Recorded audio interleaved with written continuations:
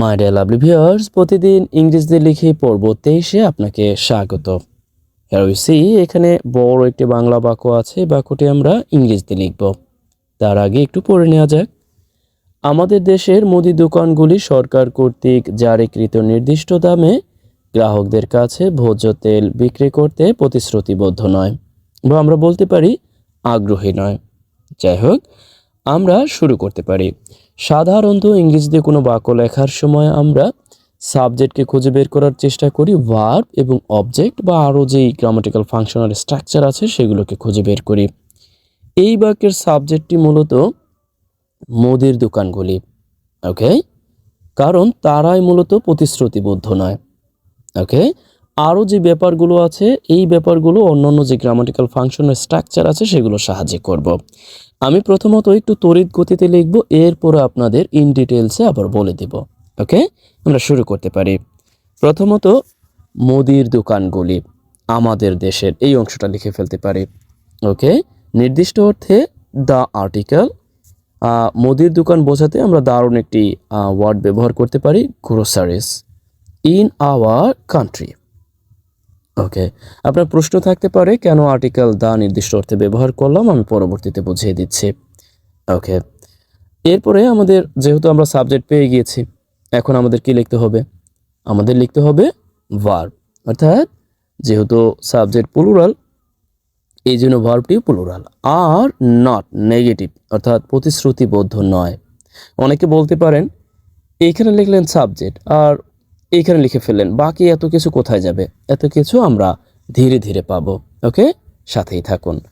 Are not আমরা লিখতে পারি যে প্রমিসড, অর্থাৎ তারা প্রতিশ্রুতিবদ্ধ নয়, প্রমিসড, অথবা আমরা লিখতে পারি কমিটেড। ওকে, কমিটেড টু, অ্যাপ্রোপ্রিয়েট প্রিপোজিশন হিসেবে টু। ওকে, আমরা সাধারণত জানি যখন অ্যাপ্রোপ্রিয়েট প্রিপোজিশন হিসেবে টু, কমিটেড টু ব্যবহার করব, তখন সবসময় পরবর্তী যে ভার্বটি আসবে জেরান্ট হিসেবে বসবে, অর্থাৎ আইএনজি যুক্ত ফর্ম।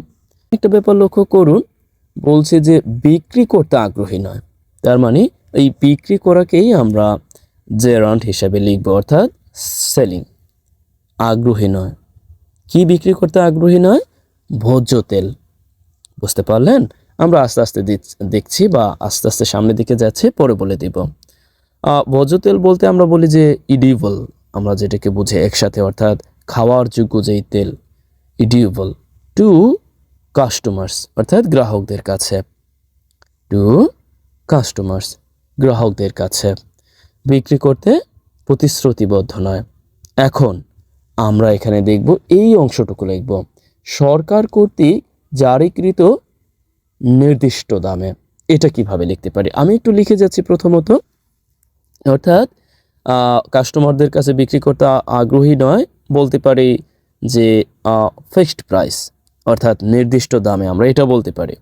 ওকে, এটা ফিক্সড প্রাইস বলতে পারি, এটা বিক্রি করতে আগ্রহী নয়। কিন্তু আমরা এখানে ফিক্সড প্রাইস না দিয়ে যেটা করব, এখানে একটি ফ্রেজ আছে, আমরা সেটা ব্যবহার করতে পারি, কারণ আমাদের তো উদ্দেশ্য একটু ভালোভাবে জানা। ফিক্সড তো আমরা জানি, এখানে আমরা যেটা করতে পারি, অ্যাট আ রাউন্ড রেট বলতে পারি, রাউন্ড রেট, অর্থাৎ ফিক্সড প্রাইস।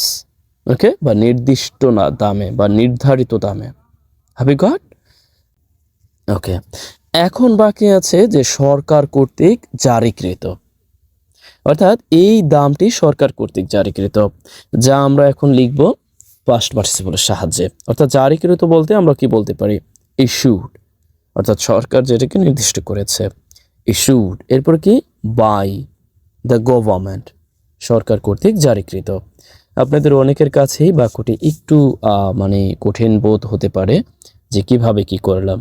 দেখুন, আমি বলছি এখানে the groceries subject, in our country you can call it as a adverbial phrase and are not verb committed, that means committed to, এখানে প্রতিশ্রুতিবদ্ধ অর্থে ব্যবহার হয়েছে। edible oil, ওকে, অর্থাৎ তেল বিক্রি করতে, খাবার যোগ্য তেল বিক্রি করতে কাস্টমারদের কাছে।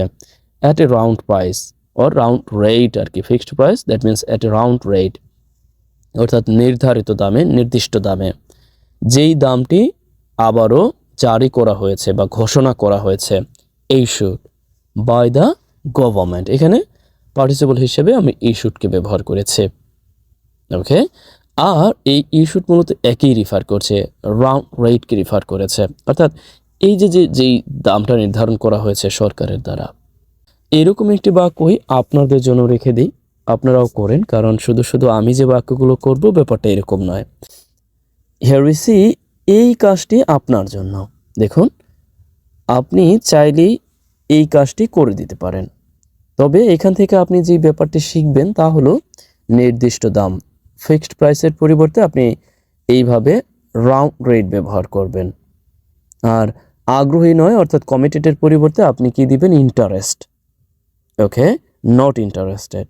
অ্যান্ড ভোজ্য তেল, ইডিবল ওয়েল, আপনি এটাও শিখলেন। আর অসাধু ব্যবসায়ী, যেগুলো দিবেন এটা আপনার কাজ, আমাদের দেশের। আশা করছি আপনি এই কাজটি ভালোভাবে করে দিবেন। আজ এ পর্যন্তই, ভালো থাকুন, বেস্ট উইশেস ফর ইউ।